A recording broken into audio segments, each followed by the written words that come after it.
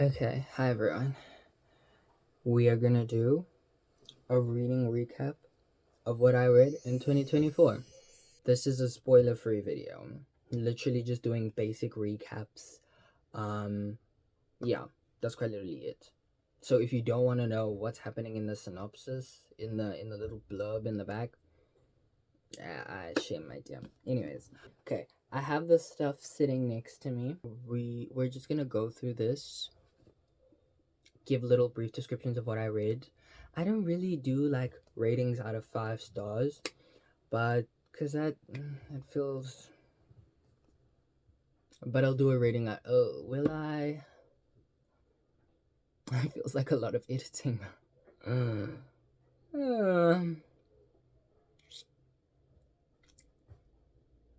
I'm lazy. We won't do. We won't do ratings. I know my shirt is crinkled. I'm aware of this fact. We do not have to acknowledge this. Starting off with this book. This is not actually the physical book that I read.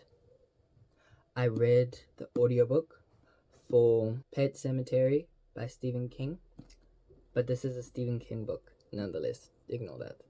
Stephen King. Yeah. Pet Cemetery by Stephen King. This is definitely Pet Cemetery.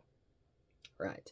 So what had happened was so it's literally about this dude. Don't even remember his name. I don't remember the main dude's name. Moves to this place with his family and stuff goes down. Isn't that wow? That's literally the plot for everything. But in any case, so I think what I found really interesting about this book was like it focused more on the which I mean Stephen King does really well, I must say. He writes characters really well and he writes like he I don't know how can I say like he's really good at writing from the perspective of characters to the point where they become very believable. So I think with me the biggest surprise with this book was I don't even know why it was a surprise. I think it's just the way that people were describing it. It's like, oh my gosh, it's this whole thing, it's this whole thing. It's like the horror isn't really rooted in like the gore and all of that stuff. It's more rooted in the mental strain on the main character and like the dilemma he's facing morally, which I really enjoyed. I think really well done. Really, really well done. Really well done. The ending was Sheila. The ending was not the ending was literally just like pack it up. We need to go. We need to get out of here. Yeah. But in any case, I really had fun time reading this. This was fun. This was very, very fun. You know, I'm actually not even sure about this, but in any case, on the topic of Stephen King, I'm pretty sure I reread Misery this year. I'm very certain that I did. I reread it every year. And I can't remember if I reread it this year. But I'm certain that I did. Also, can I show off this edition? Can I just show this off? Because this is one of those, I wouldn't say it was limited, but they don't print it anymore. This was like a special Halloween edition. Shout out to Paige.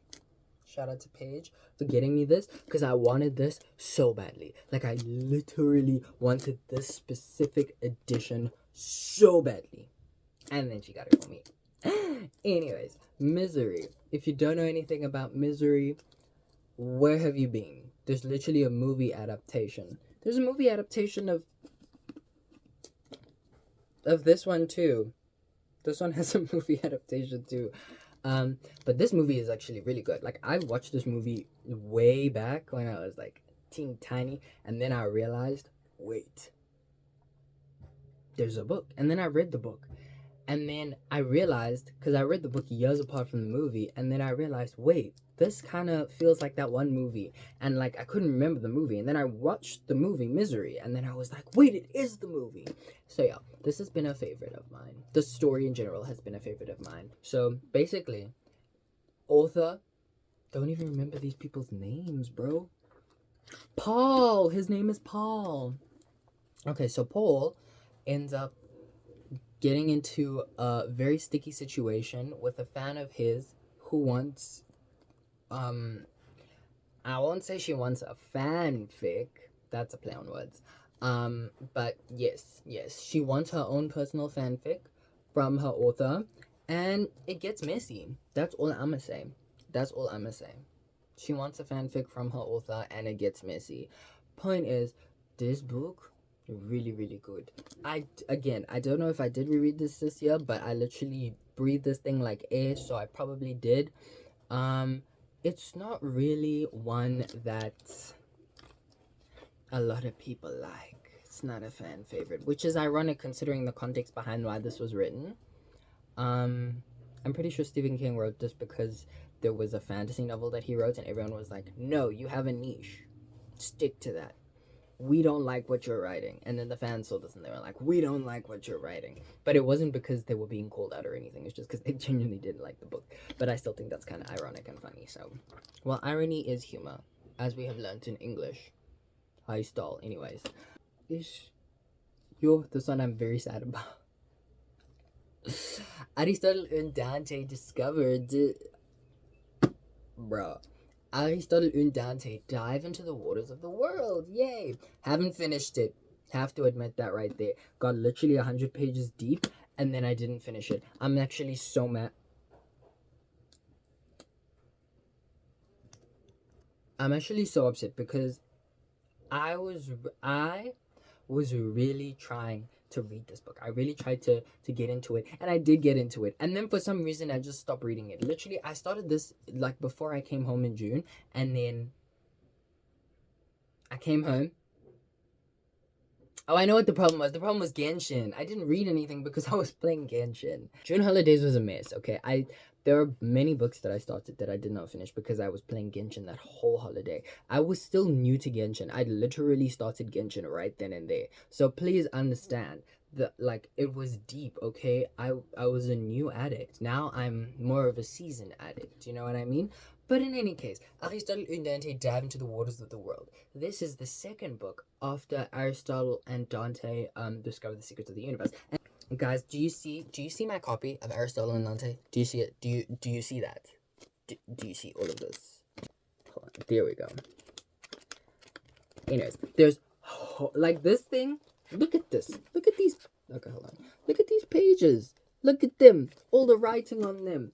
I love the story so much. So when I tell you I was very upset to not finish this book, I mean it. I mean it. And it's not that the story was bad. The story was amazing. My characters, my children.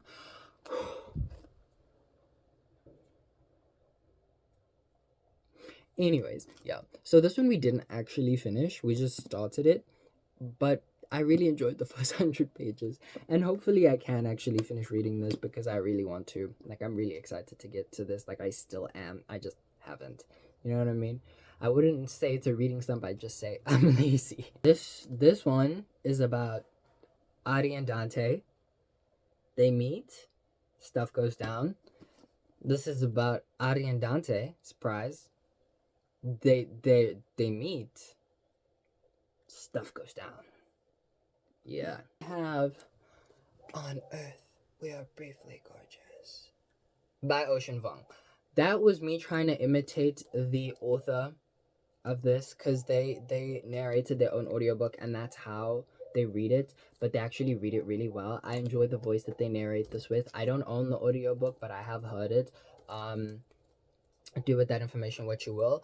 But yes, On Earth We're Briefly Gorgeous by Ocean Vuong. This one is actually really pretty. This one is really. This is a pretty book, but it's thin. Look, it's skinny, right? It's skinny, but it's skinny for a reason.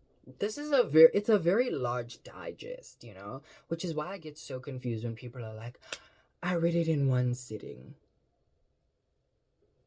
I must not be big brain enough for that because wow, one sitting. Girl, I'm trying to comprehend the first chapter in a whole sitting. Like, what are you saying?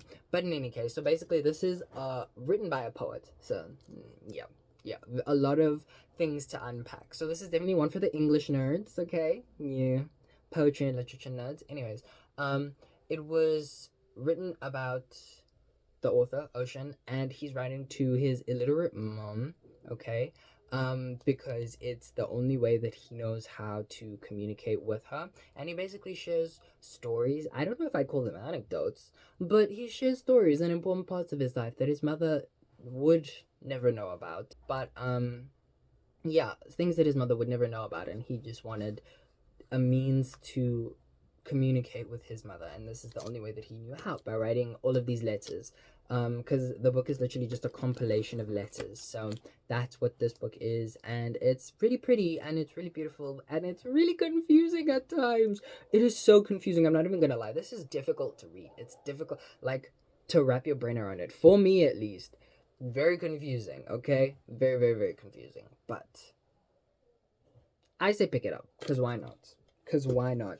You know why I picked this up? I was trying to be smart. I was trying to be smart, okay? It sounded like a good story, and then, but I should have knew something was off when all the smart people were recommending this, okay? All the literature nerds. I'm pretty sure Jack Edwards was recommending this. Girl, do I look like Jack Edwards? No. We have If We Were Villains by M.L. Rio. I don't own the physical copy. If We Were Villains by M.L. Rio. This is definitely If We Were Villains by M.L. Rio. Y'all, I read this on audio. It was so good, so juicy. Oh my gosh, the vibes are immaculate. Dark academia, that's all I can say. Dark academia. They go to this school, this very exclusive school, obviously, and then they literally just study Shakespeare. That's all they do. They literally just study Shakespeare. You know, yeah, the theater geeks. All they do is study Shakespeare. But it's like, I love the atmosphere of it all. It feels so otherworldly. It's like, also the way that the characters are written, it's like these people are so far removed from the real world. It's like they do not exist outside of everything that they are in the school until stuff goes down. And then it's like these people are starting to realize that the little world isn't so little anymore, you know? And there's like little nuances in the way that the characters interact with each other and the way that they speak, and just I think they really hit the nail in the coffin with these characters, because I'm so convinced when I read this that these people they live and breathe and die for everything that they're doing. It's really, I sympathize with the way that they feel, not with the stuff that they be doing, but with the way that they feel about like how they literally lose everything in their art, and they can just transform and become other people and learn lessons through the characters that they portray, and everything and everything and everything. Personally, I do recommend. It is quite fruity, quite fruity, not too directly fruity, but not indirectly fruity, if you know what I mean. Yeah. So there's that, if you were looking for that. I'm Glad My Mom Died by, what's this chickie's name? Jeanette McCurdy. Ooh. I'm pretty sure we've all heard at this point, but if you haven't, this is a memoir of Jeanette McCurdy, the actress who played Sam in iCarly and Sam and Cat. And she tells us about her life story and about her experiences in the acting industry as a child actor who was forced into child acting by her mother, who was living vicariously through her. And she speaks about all the different struggles that she went through. And listen, people, it's not like, oh my gosh, it was so hard to get a role. Oh my gosh, I was so famous. All the kids wanted a selfie. There's that, but it's much deeper. It is so much deeper, and it's like, you can hear from the title. It's quite hectic. But it's funny too. I don't know. It's like hectic in a, they delivered it just right to the point where it doesn't feel too brooding, okay? Like the writing makes it so, I don't know. I won't say they write it in a lighthearted way, but I won't say that they write it to make you feel like, oh, inundated by the amount of crazy stuff that goes down.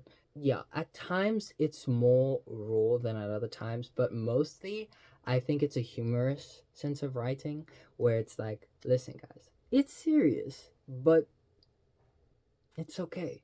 It literally feels like you're having a conversation. I sat with Miss Jeanette, listened to the audiobook. She narrates it herself, and I love it when authors narrate their own stories, especially the non-fiction memoir vibes. Yeah. So on what the heck? I'm Glad My Mom Died by Jeanette McCurdy. Very interesting, and it also just goes to show, like, guys, do not feed into that parasocial relationship, my dear. You don't know anything about someone. You truly, literally know nothing about someone. It's just a reminder that people are people. People are humans too. They have their own lives outside of what they present to you, like celebrities and idols and all that fun stuff. They have stuff going on. Everybody's got stuff going on. That's all I'll say with this one. But it was so good. I really enjoyed her performance. I think this is actually funny. Finding Me by Viola Davis. Get it? Finding Me, Gone Girl. She's finding the Gone Girl. Also, her memoir. I am still reading it. I did start it more towards the beginning of the year, but I haven't finished it yet. It's another thing of, like, you can't really comprehend someone's story until you get into it, you know? Because there's all this stuff that went down, and it's a whole comprehensive list of, like, how Viola grew up. That's where we start. That's, like, the main first part of it is how she grew up, and then you lead slowly into, like, what the steps she had to take to actually become comfortable with herself. Because the main, I'm not spoiling anything, I promise. The main idea, as you can tell from the title, is just Viola navigating the world as who she is, trying to accept herself for who she is, trying to be comfortable with who she is, and trying to figure out exactly who she is, and in a very crazy world. I enjoy reading memoirs. I don't know. It's like, you know, I'm lekker bezig, so I like knowing people's business. Yeah. I think she got an EGOT for her audiobook. I'm really certain she got an EGOT for the performance of her audiobook. Oh, she got some kind of award for it, and girl deserves it. I still have quite a ways to go. I think I'm about halfway, but yeah. And then, very recently, we read Never Let Me Go by Ishiguro Kazuo. I'm still reading Never Let Me Go by Ishiguro Kazuo, but I was genuinely taken aback. I was not expecting it to be what it was. I was expecting it to be more of a contemporary novel. And then we got into it, and I was like, no, it's science fiction. And then we read on, and I was like, no, it's contemporary. And then it's like things become so much clearer as you keep reading. But outside of the genre, it really is rooted in, I want to say, found family, and that is my favorite trope. I am a found family sucker. Oh my days, I will die on the grave of found family. It revolves around, well, the main character. What is this chickie's name? I've been reading this book and I still don't know her name. Katie, Kelsey, Lucy. Anyways, Sarah. She works as a nurse, as a caretaker, as a carer, and she basically is close to retirement, and it's about her reflecting on the life that she had at this very exclusive private school with her friends, and, like, her navigating how they were brought up has affected how she lives now. But it's more than what it sounds like. Have you ever watched National Geographic? Imagine it's that. Okay, I don't remember what I was talking about. My phone literally gave up because it was overheating. I think we were talking about Never Let Me Go. Yes, very good read. Very brilliant. Very tactical. Interview with the Vampire. I also did not finish this one because, I don't know, the story left my heart somewhere towards the end. I was so in it at the beginning, and then towards the end, my dedication started dwindling, so I'll definitely finish it at some point. But Interview with the Vampire, if you don't know, where have you been? It's about the old-timey vampires, the ones back in the day, the classic ones, the one from my time. This dude, this reporter, this journalist, is having an interview with the vampire, hence the name. And he's trying to get the scoop on the story of his life, you know? So we're literally, this takes place in one night, apparently. And he's telling the story of how he became a vampire and the relationships he had with his life along the way. And in the first book, we dwell on a certain aspect, but then I found out that this thing was a whole series. There's a whole bunch of them. There's quite a few of them. This is the whole thing. This is not just, yeah. So, Interview with the Vampire. First half, really good. Rest of it, question mark. We have Lord of the Flies. I was bored. That's all I can say. I was bored. I was not impressed by the reading. It was a drag to get through. I would not read this again. Me personally. That's just me though. But basically it's about, if you don't know already, which I'm pretty sure you do, but it's about these dudes, these young dudes, little bros. They end up on an island. They're just stranded, dude. They've got nothing but themselves, and they gotta fend for themselves in the wild. And so they start doing all of that fun stuff. Yeah. I was just bored. I didn't like it at all. Yeah.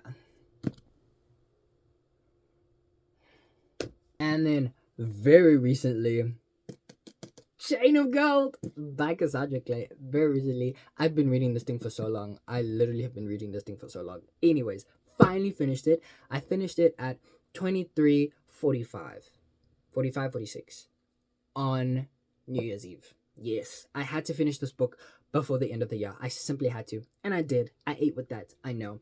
Anyways, Cassie Clare, Chain of Gold. If you don't know about The Lost Hours, this is the series that takes place after The Infernal Devices and before The Mortal Instruments. So this deals with the children of the characters in The Infernal Devices. Infernal Devices is still my number one, but I haven't finished this yet, so I don't know. But Infernal Device is still my number one. That's like the only full set that I've read from Cassandra Clare, because I have read the first Mortal Instruments book. I didn't know she had it in her to go to the Infernal Devices. She ate with that. Anyways, so this is what takes place. It's literally the kids. This is like Descendants. This is Descendants. This is literally, you know Disney's Descendants? Yeah, this is that. I'm actually very upset about this because I have half the book annotated, but not the other half, because I was reading it in bits and pieces, and then for one bit, when I was reading it, there were no supplies to be annotating. I left those back at school, and I kept reading. So yeah. But in any case, Chain of Gold, love. Very entertaining, very comforting. Enjoyed it very much. Definitely. And then lastly.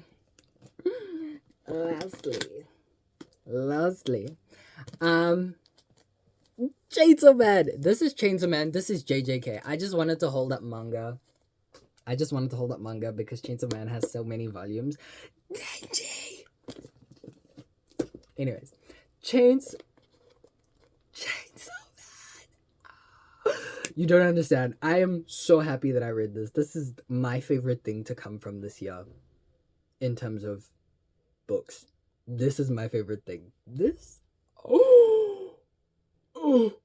I'm so glad that I read this. I didn't know what I was in for, but shout out to who put me on this. Pretty sure it was Charles. Honestly, Charles puts me on a lot. Shout out to her for real. Anyways, this one, I only own the first volume, but I read the first 11 volumes. And let me tell you, this stuff is deep.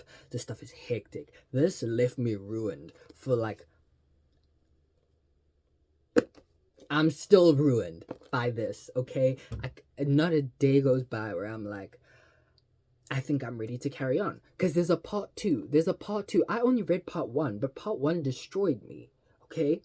And then there's a part 2, and it's like, what do you mean there's a part 2? What do you mean we have to carry on after what just happened? Wow. I heard the anime isn't really far into the manga. I was gonna watch it, but I don't know. Might not. We'll see. Anyways, so story of Chainsaw Man. We have Denji.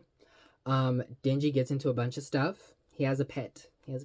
Pet's name's Pochita. Denji's in trouble. He meets a near-death experience, and then he makes a deal with Pochita. And not gonna say too much, but he does come back from near death, and therefrom birthed Chainsaw Man. Chainsaw Man is Denji. That is Denji. Love Denji. Love Denji. He is my profile picture on Instagram. In case anyone is wondering who that is Denji from Chainsaw Man. Chainsaw Man. What else was there? I feel like there was more. I did. I knew it. I did. I literally did. So here we go. Right? So, She Who Became the Sun by someone, Shelley Parker Chan. I think that's her name. Yeah. Anyways, started reading that. Got to a point. I'm stuck at that point because I don't know, man. I don't know. Like we started like this, and then that happened. Literally, it just, yeah. But I'm still fighting. I'm still pushing through. She Who Became the Sun. So hopefully we can make something happen there. Then, can't believe I forgot to mention this. Genuinely cannot believe. Love in the Big City by Park Sang-young.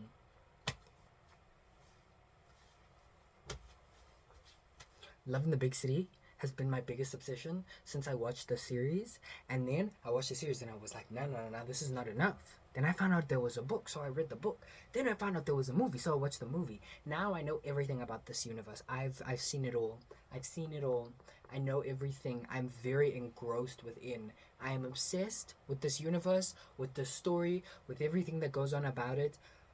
The book specifically, though, very similar but different from the series and extremely different from the movie. The movie is like in its own realm. The only thing that it leans into from the original work is the characters, but the story itself is very different. Same thing in the series. They took a lot of liberties, which is okay because it worked out. It literally worked out. They adapted it so well for the screen. But this book, right? Let me tell you about the book. What I really enjoy about the book is that you get to be inside the main character's head, because the whole time I was watching that series, I was like, what is going on inside their head? And then we finally read the book and we were like, okay, now we know.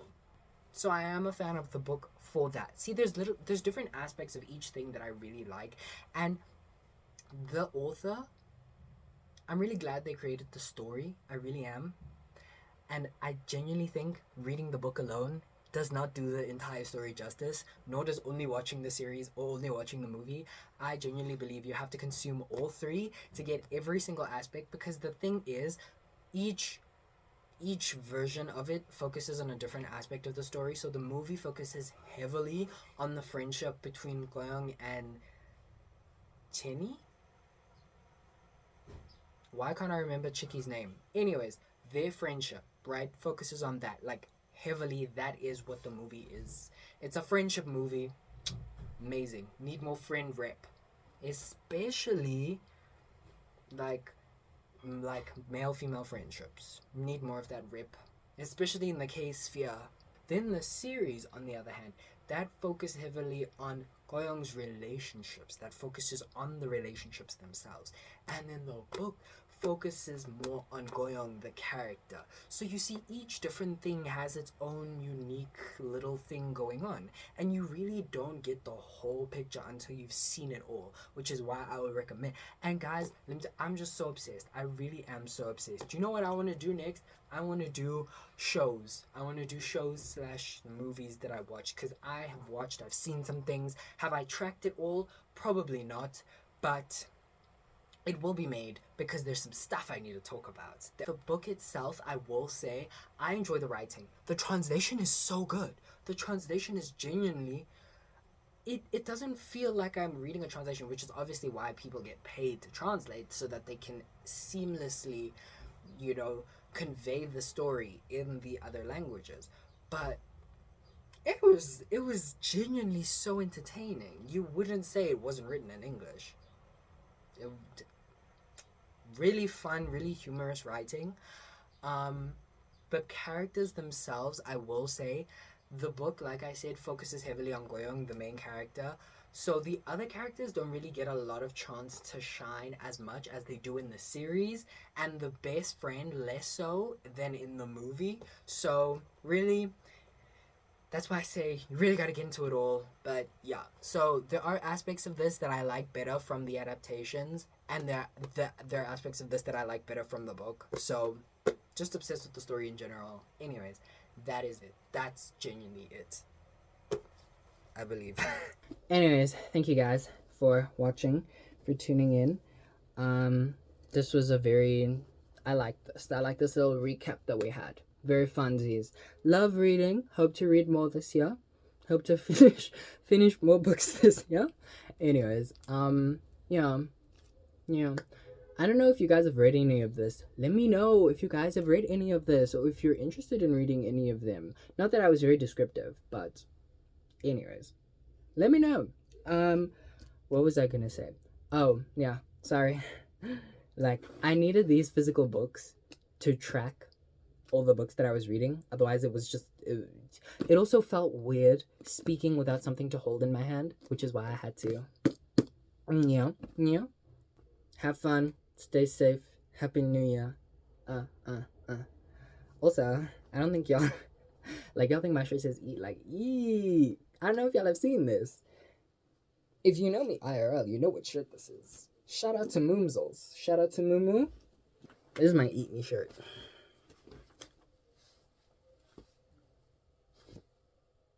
Okay, bye.